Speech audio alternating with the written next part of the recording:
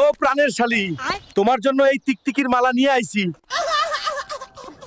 শ্বশুর ড্যাডি, এই দেখেন কি নিয়ে আসছি। হাট থেকে বড় দেখে মাশরুম নিয়ে আসছি।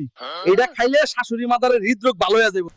বাবা, তুমি এত কষ্ট করে এত কিছু নিয়ে এসছো, তাই তোমার জন্য ব্যাঙের রোস্ট আর বাদুর ফ্রাই করেছি। দুলা ভাই, টেনশন নাই, ওইগুলা শেষ হইলে সাপের কালিয়াও রেডি আছে। শাশুড়ি আম্মা, শ্বশুর ফাদার, আপনাকে জামাই আইসা পড়ছে। আসার পথে ভম্বল একটা কচু পাইলাম, সেইটাও নিয়ে আসলাম আপনাদের জন্য।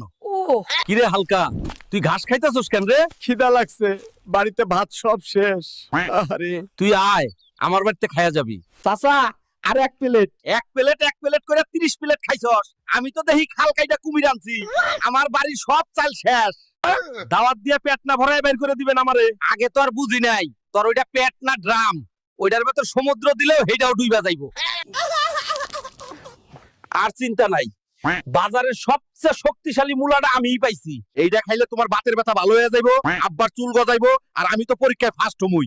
এই সব আজগুবি কথা বাদ দে, সোজা কথা কর, দাম কত নিছে? বেশি না আম্মা, এমন আশ্চর্য জিনিস মাত্র 25,000 টাকায় পেয়ে গেলাম। 25,000?